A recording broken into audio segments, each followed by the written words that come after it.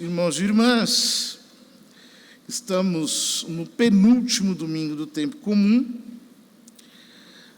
ainda, portanto, lendo o capítulo 25 de São Mateus, o chamado Sermão Escatológico, o qual terminaremos na semana que vem, Festa de Cristo Rei. Hoje escutamos a parábola dos talentos. E o texto diz: um homem ia viajar para o estrangeiro. No mundo antigo, viajar para o estrangeiro não era algo comum. As viagens não eram seguras. Durante o Império Romano, a segurança aumentou muito, mas não era perfeita. Além do mais, as condições climáticas não eram boas, as distâncias eram grandes, não podiam ser percorridas em carros guiados por cavalos, mas tinha que ser a pé, algumas vezes com um animal de montaria, mas que também não podia ser muito grande. Portanto, sempre acontecia por algum motivo muito grave.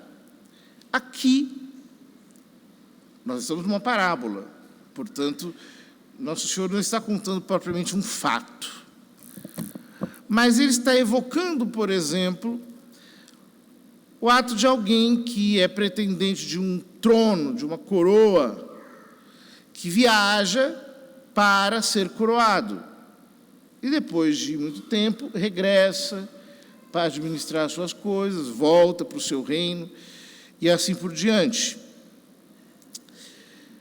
Chamou seus empregados e lhes entregou seus bens. A um deu 5 talentos, a outro 2, e ao terceiro 1. A cada qual de acordo com a sua capacidade. Em seguida viajou. Aqui aparece uma unidade de medida. 5 talentos, 2 talentos e 1 talento. O que significa talento, essa unidade de medida? Um talento equivalia mais ou menos a 25 anos de trabalho. Portanto, quando o Senhor dá para uns 5 talentos, Ele lhe dá o equivalente a 125 anos de trabalho. Quando dá a outro 2 talentos, lhe dá o correspondente a 50 anos de trabalho.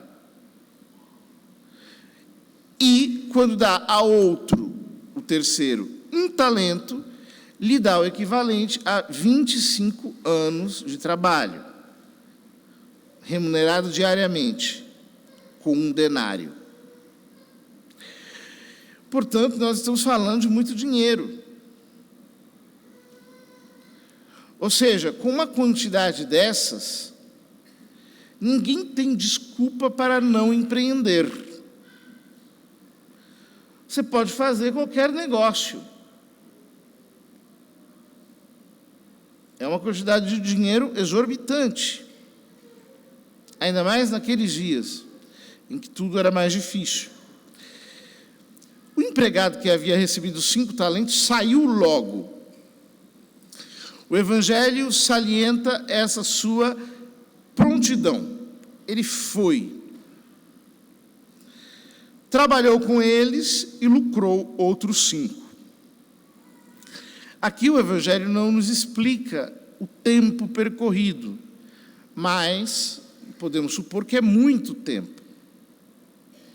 Porque lucrar 5 talentos em cima de 5 talentos, dobrar a quantidade, nesse caso, requer bastante tempo.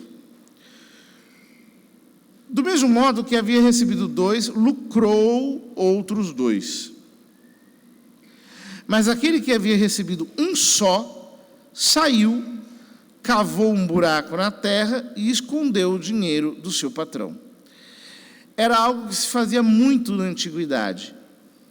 Não havia um sistema econômico tão determinado quanto o nosso, e as moedas, muitas vezes de prata, outras vezes de ouro, tinham um valor, digamos, objetivo,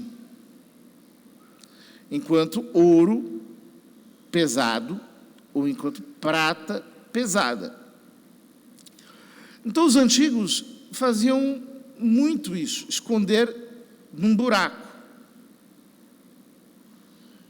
Daí, por exemplo, que vem essas histórias sobre achar um tesouro escondido, etc., porque era um uso relativamente frequente e considerava-se bastante seguro.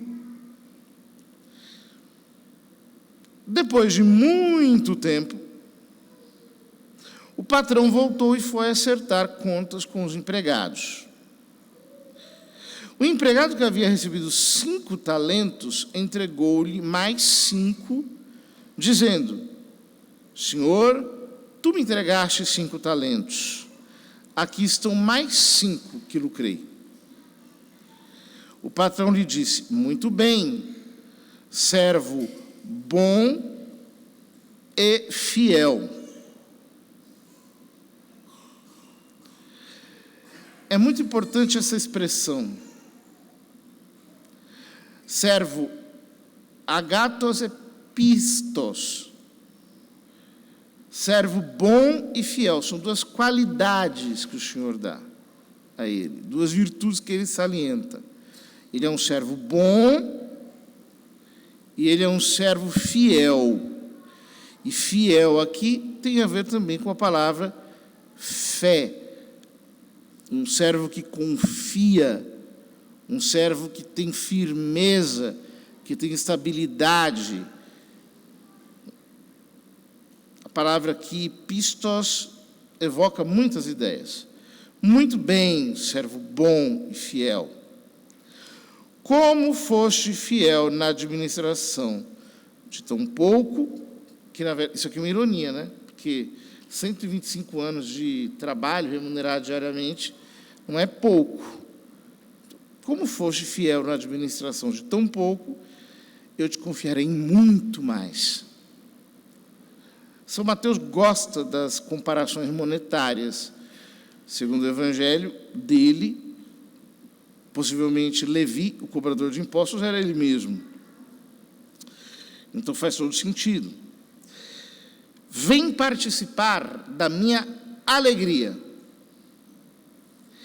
Na verdade, o verdadeiro prêmio é esse: participar da mesma alegria do Senhor.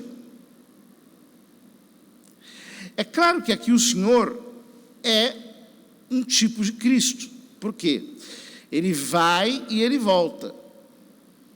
Então nós temos o Senhor que está presente, o Senhor que vem, e é muito interessante que o versículo 19 diz: depois de muito tempo o patrão voltou.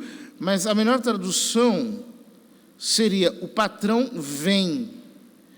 E aqui é um presente muito denso, denota uma presença contínua. O patrão vem, como que dizendo, ele sempre vem.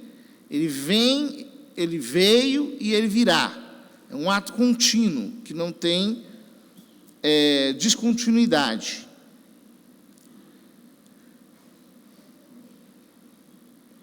Chegou também o que havia recebido 2 talentos e disse: Senhor, tu me entregaste 2 talentos, aqui estão mais 2 que lucrei. O patrão lhe disse: muito bem, servo bom e fiel. Como foste fiel na administração de tão pouco, eu te confiarei muito mais. Vem participar da minha alegria. Por fim chegou aquele que havia recebido 1 talento e disse: Senhor, sei que és um homem severo, um homem duro. Ele já começa a revelar o modo como ele confronta o Senhor, como ele encara o Senhor, como ele enxerga o Senhor. Ele enxerga o Senhor como um homem duro. Agora, isso não tem nada a ver com o Senhor da parábola. Porque qual é o homem duro que te entrega 125 anos de trabalho, 50 anos de trabalho?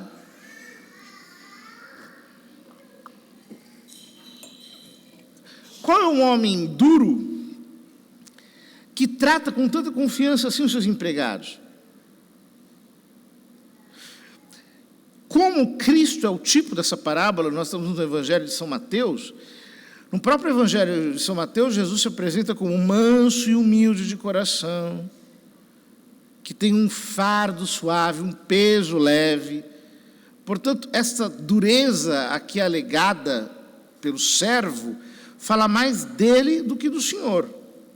É o modo como ele confronta o Senhor, como ele encara, como ele enxerga o Senhor. Pois colhes onde não plantaste, e ceifas onde não semeaste. Isso é uma ofensa. Ele está dizendo que o patrão colhe aonde ele não plantou, ou seja, ele rouba. Ele ceifa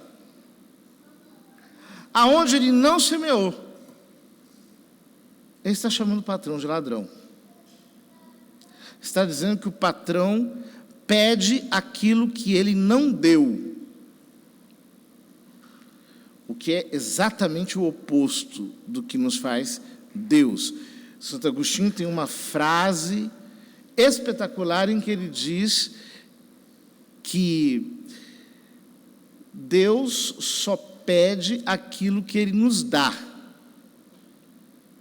Acerca desse versículo, inclusive, há um comentário muito ruim de Calvino, em que ele xinga a Igreja Católica porque diz que nós exigimos dos outros obras, quando na verdade é Deus que nos concede a sua graça. Um comentador posterior, que é o padre Cornélio Alápide, responde dizendo que isso é uma calúnia, porque, segundo a doutrina católica, Deus só nos pede justamente aquilo que Ele nos dá. Toda virtude que nós produzimos é aquilo que Deus semeou em nós. É o bem que foi depositado em nós em forma de semente. Veja que coisa interessante. O lucrar aqui nessa parábola é exatamente o que para São Mateus se considera como boas obras. No Sermão da Montanha, no capítulo 5, São Mateus diz: não se esconde uma lâmpada debaixo do alqueire, mas se a coloca sobre a mesa. Assim, os homens vejam as vossas boas obras e glorifiquem o vosso Pai que está nos céus. E depois, no capítulo 7, já no final do Sermão da Montanha, ele nos adverte contra os falsos profetas. E ele diz: pelos seus frutos os conhecereis. Quando ele critica os fariseus no capítulo 23, ele os critica porque eles falam uma coisa, mas nas obras realizam outra. Portanto, para o leitor de São Mateus, lucrar aqui está muito claro que significa fazer as nossas boas obras a partir dos talentos que ele nos deu. E talento, em sentido metafórico, acabou se tornando o que nós chamamos de talento hoje. As nossas aptidões, os nossos dons, aquilo que o Senhor nos concedeu com potencialidade. Continua o servo: por isso fiquei com medo e escondi o teu talento no chão. Aqui tens o que te pertence. É como alguém que dissesse assim: Está aqui o que é teu, nenhum centavo a mais, nenhum centavo a menos. Toma de volta, aqui o que é teu. É um desaforo. É um servo desaforado. Um servo que não tem gratidão pelo seu Senhor. O servo que não aproveitou aquilo que o Senhor lhe concedeu para agir bem. E ainda tem uma atitude hostil em relação ao seu Senhor. O patrão lhe respondeu: servo mau e preguiçoso. A palavra aqui é muito interessante. Ponere dole kai oknere, em grego. Ponere, mal, oknere. Essa palavra é difícil de traduzir. A maior parte das traduções traduz como preguiçoso, o que é perfeitamente possível. Mas a palavra indica algo um pouco mais profundo que preguiça. Indica, por exemplo, alguém que está recuado. Alguém que está com medo, portanto. Alguém que não arrisca. Alguém que é desconfiado. Alguém, portanto, que é tímido. Alguém, portanto, que é indolente, que não faz o que tem que fazer. Alguém que é problemático. Tem todas essas nuances contidas nessa palavra. Ela aparece 3 vezes no Novo Testamento. Em Romanos 12:11, São Paulo utiliza essa palavra para dizer que nós não podemos agir com indolência, com lentidão. E depois em Filipenses, no capítulo 3, versículo 1, ele diz que lhes escrevia sem fastio, sem indolência, mas de boa vontade, com disponibilidade e assim por diante. Portanto, o servo aqui é qualificado de mau e preguiçoso, medroso, desconfiado, problemático. Veja que coisa impressionante. Aos bons servos ele chama servo bom e fiel. E ao mau servo ele chama de mau e preguiçoso. Portanto, o contrário da fidelidade, da confiança, é o medo, é a desconfiança, é a atitude recuada e tímida de quem não consegue arriscar, de quem não aposta, de quem, portanto, tem uma visão negativa da vida, do mundo, de Deus, que o cristão não pode ter. Eu sei que Deus está do meu lado, Ele está me ajudando. Então, bora trabalhar, bora fazer a vida dar certo, vamos adiante. Vamos discernir a vontade de Deus e mãos à obra. Eu não posso perder o meu tempo.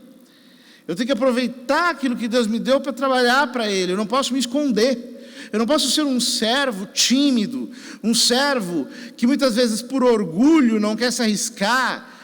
Eu tenho que ser um servo que se coloca em jogo, que vai, porque sabe que Deus, não é que Ele vai vir, Ele vem a todo momento. A sua presença é contínua, Ele está aqui conosco. Portanto, eu tenho que arriscar, eu tenho que fazer, eu tenho que agir, eu tenho que botar a minha fé em obra. Por isso o Senhor lhe disse: servo mau e preguiçoso, tu sabias? Na verdade a melhor tradução é: tu dizes que eu colho onde eu não plantei, ceifo onde não semeei? Então, devias ter depositado meu dinheiro no banco, para que ao voltar eu recebesse com juros o que me pertence. Já naquele tempo havia um precário sistema bancário e as pessoas podiam receber algum lucro. Não era um banco como nós temos hoje. Eram bancos de caráter muito mais fiduciário, né? Se deposita nas mãos de alguém que vai trabalhar com aquilo, que vai emprestar, que vai recolher um pouco de juros, etc. e depois você recebe com alguns juros.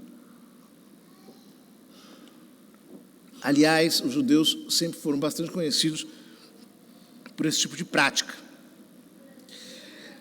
Em seguida, o patrão ordenou: tirai dele o talento e dai-o àquele que tem 10. Porque a todo aquele que tem será dado mais e terá em abundância. Mas daquele que não tem, até o que tem lhe será tirado. Essa frase, ela parece ser injusta. Quem tem uma mentalidade igualitária, pensa assim: nossa, mas devia ser o contrário. A quem tem, lhe será tirado e será dado àquele que não tem. Pois é, o problema qual é? É que a vida não funciona assim. A lógica da vida é diferente. Isso se dá desde uma ninhada de cachorrinhos que nasce. Os mais fortes comem muito, sobrevivem. Os mais fracos comem menos e morrem. A quem tem, se lhe dará. A quem não tem, até o que tem lhe será tirado. Portanto, a quem não tem, deveria caber o esforço de trabalhar mais, de fazer por onde, de se colocar em mais atividade, em mais trabalho, etc. Mas muitas vezes nós somos aquelas pessoas que querem que tudo caia do céu, que querem sempre tirar um proveito, que nunca querem colocar-se em risco, que querem sempre receber dos outros. Mas, queridos, não tem jeito. Todo aquele que quer ser espertinho acaba por ficar abanando as mãos. Todo aquele que não rala, inclusive em sentido sobrenatural, que não reza, que não faz apostolado, aquele que se omite, aquele que não se esforça, aquele que não se empenha, até o que tem lhe será tirado. Porque quanto menos eu tenho, mais eu tenho que trabalhar. Mais eu preciso fazer por onde. Mais eu tenho que me empenhar. Essa é a lógica da vida. É dura? Sim, mas é a vida. É isso que ela é. E conclui o Senhor: quanto a este servo inútil, jogai-o lá fora na escuridão. Aí haverá choro e ranger de dentes. Essa é uma imagem da condenação eterna.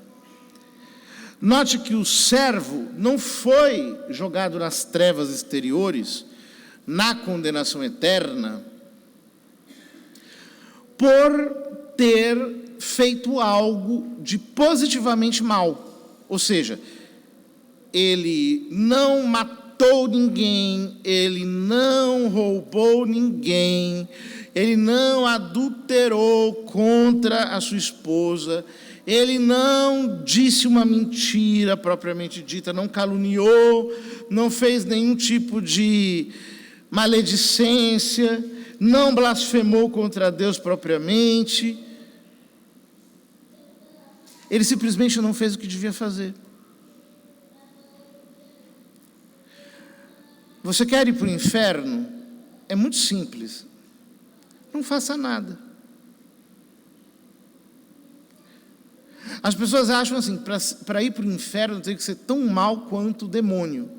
Não.